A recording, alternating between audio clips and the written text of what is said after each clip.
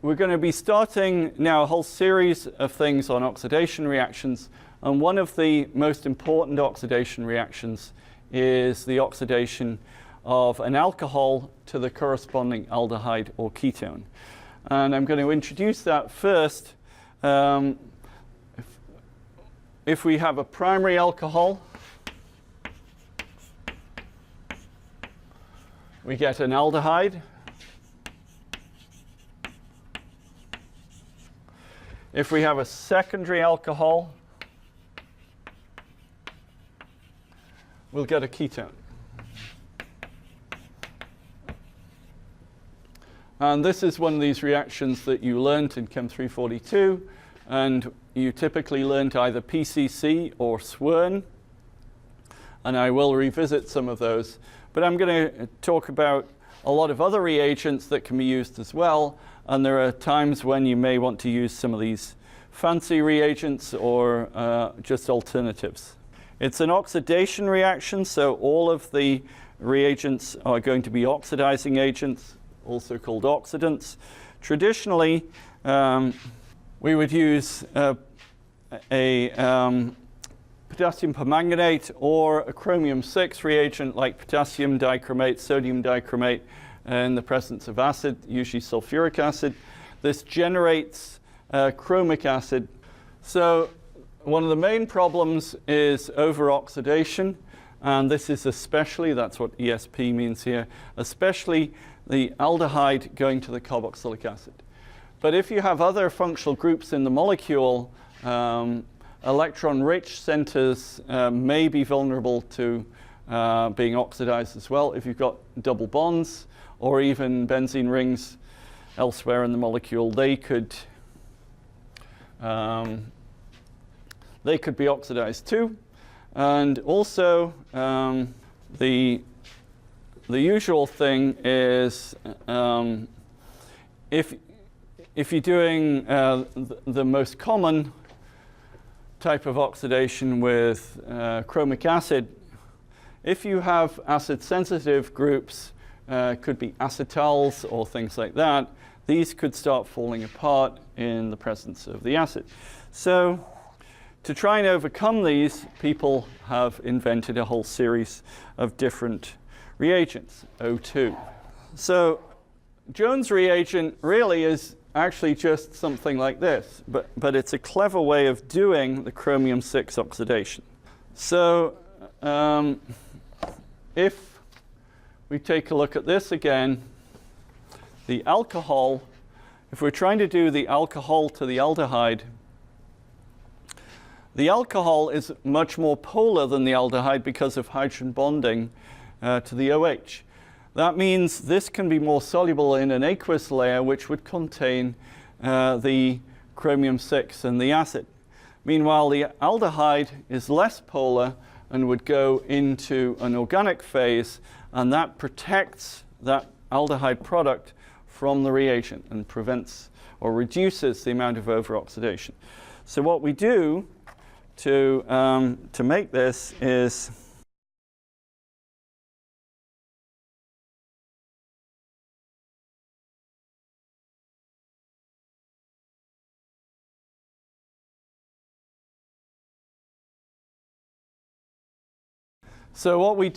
we have a solution of our substrate, our reactant, in acetone, and also we make up a solution of chromic acid, which is could be made from the potassium dichromate and sulfuric acid, or it could be CrO3, which when it goes into water forms chromic acid, mixed with a little sulfuric acid.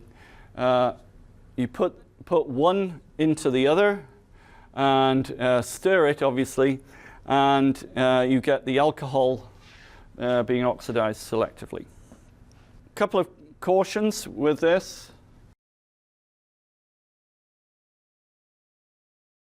The chromium trioxide can, if it comes into contact with things like paper, it can set them on fire. Also, it is pretty toxic. So it's one of these toxic heavy metals. So you really don't want to use this, but it is a cheap and a pretty reliable method. And I've actually run this on an industrial scale years ago, and it worked very well for us. But let me look at some slightly better, though more elaborate, chromium reagents, such as PCC. So let's look again at PCC, something you learnt in Chem 342. And turns out that people started using CrO3 in pyridine with dichloromethane. Dichloromethane is a popular organic solvent to use because it dissolves a lot of organic molecules. With the traditional reagents, these were all water-soluble, inorganic salts.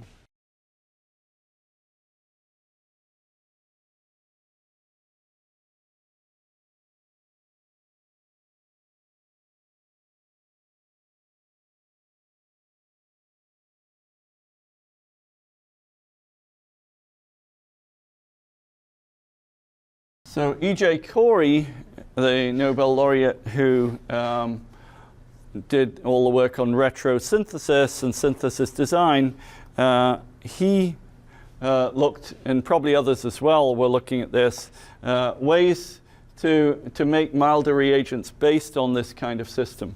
So what Corey came up with was PDC, or pyridinium dichromate, as a reagent which has, remember, pyridine is like benzene with a nitrogen in the ring, and we abbreviate it as just PY. So the pyridinium dichromate has the structure, and pyridine is a base, so it's easy to protonate it. This is a cation, this is the dichromate anion. After, I think it was after, PDC came pyridinium chlorochromate, and that has the structure. So again, this is ionic, this is a pyridinium cation, this is a chlorochromate anion. This is commercially available, I think this is as well. And so let me put up a couple of examples.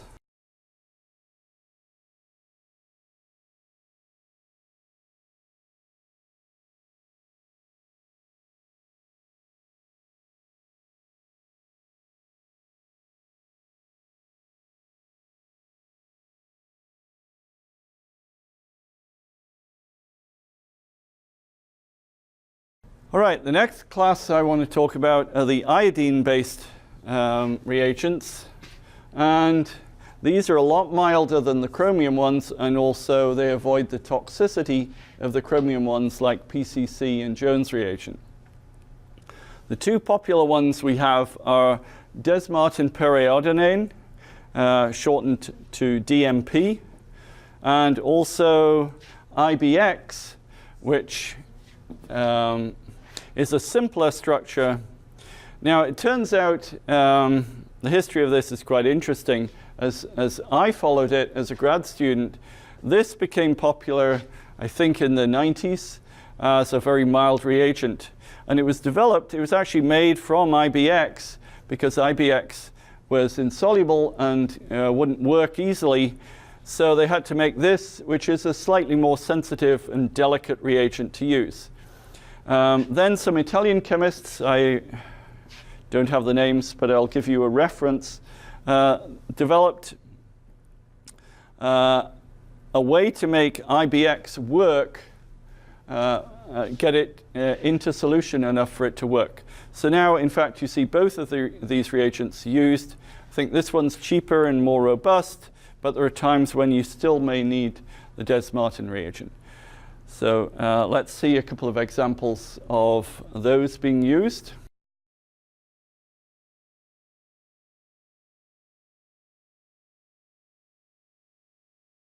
So you can see the desmartin reagent is very good with acid-sensitive ones, unlike the pyridinium ones, which have acidic reagents. This is not acidic or really basic, so it can handle acid-sensitive molecules well. And for IBX, I recall as a grad student, one of my friends, another grad student, trying just about every oxidant under the sun to get this. She was just trying to oxidize an alcohol to a ketone, and she couldn't get any of them to work, but IBX worked in the end. So that was the one that solved her problem. So it's useful to have these alternative reagents. There have been a wide variety of methods developed using DMSO as an oxidant. And DMSO, you may remember from Chem 341, has this structure, and the sulfur is in the form of a sulfoxide.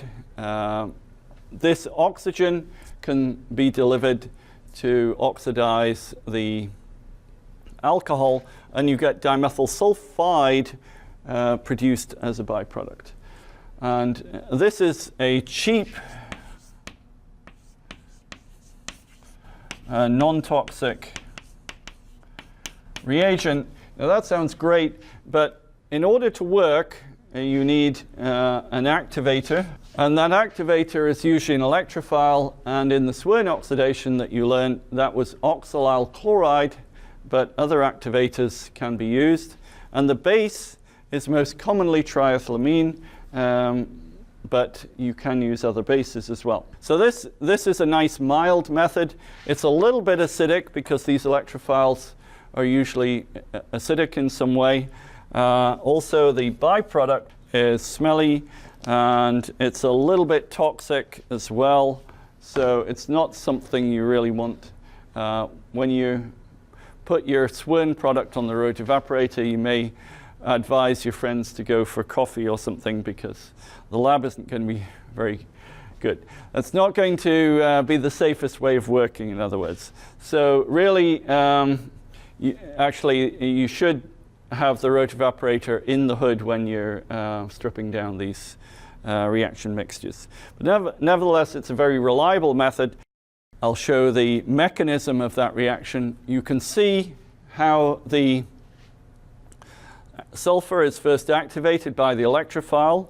That puts a partial positive charge on the sulfur. One of the resonance forms has a plus on the sulfur. That can then be attacked by the alcohol. You then have the base come in, and that removes the H from the alcohol, and you end up releasing the dimethyl sulfide, and you end up with the aldehyde product from a primary alcohol, or again, the secondary alcohol gives a ketone product. So let me show you some of the common types of DMSO oxidations. Many of these have names. They're differentiated by the different electrophiles that are used to activate them.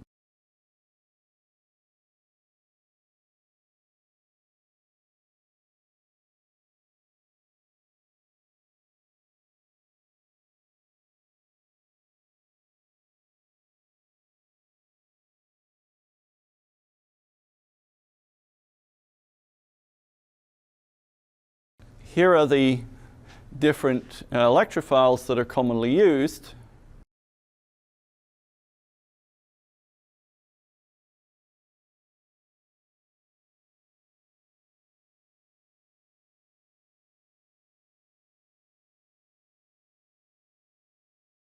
So first, we have the Swern oxidation, and this has become probably the most popular way of oxidizing primary and even often secondary alcohols to aldehydes and ketones.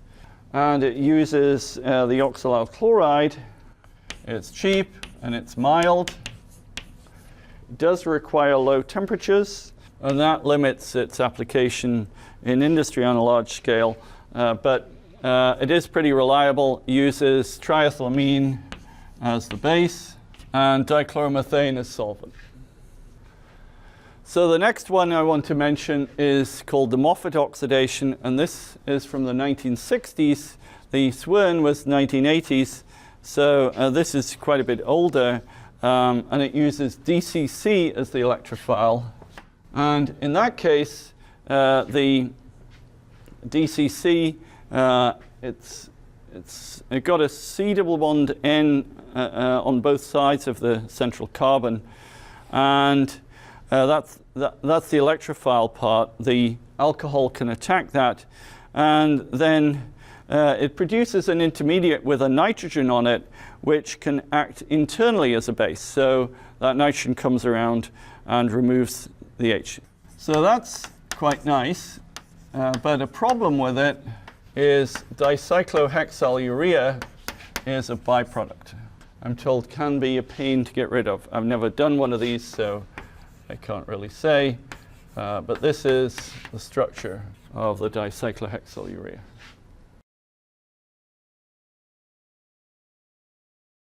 Now pyridine, you remember we saw pyridine with a PCC. Pyridine not only forms a complex with CrO3, but also with SO3. And this is commercially available. Sulfur trioxide is an intermediate in making sulfuric acid. Pyridine is cheap. Put the two together, and it's like a Lewis acid base adduct. This is used in, this is called the Parrish-Doering oxidation. And then there's another one. I'm not sure who the name is here, but you can also use trifluoroacetic anhydride as an as an electrophilic activator.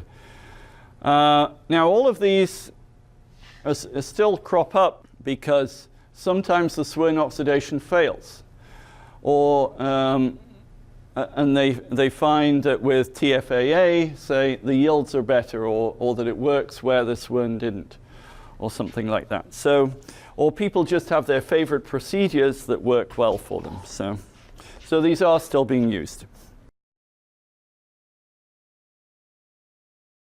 Okay, now this is a much newer procedure. It's only from about, I think, 2005. And this is a way to do an oxidation of an alcohol using just oxygen from the air as the oxidant. Now that sounds wonderful. The only downside is you have to use quite a cocktail of reagents to do it. It's often called the Marco oxidation. Well, that's what I've seen it called. And it involves using a copper metal catalyst. And tempo, by the way, is a stable free radical, which has this nitroxide structure to it. And so that gives us an alternative method to oxidize things under mild conditions. The original work was done in fluorobenzene. People have also used acetonitrile, and I'll put up some references for that too.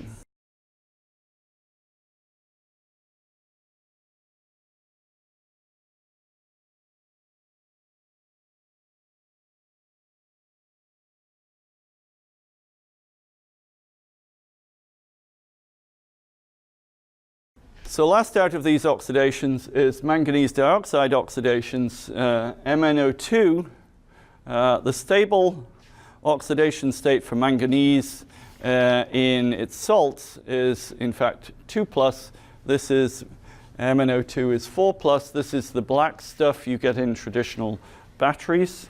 But I wouldn't want to use that straight out the battery. It also occurs naturally as pyrolusite, I believe it's pyrolusite, as a mineral.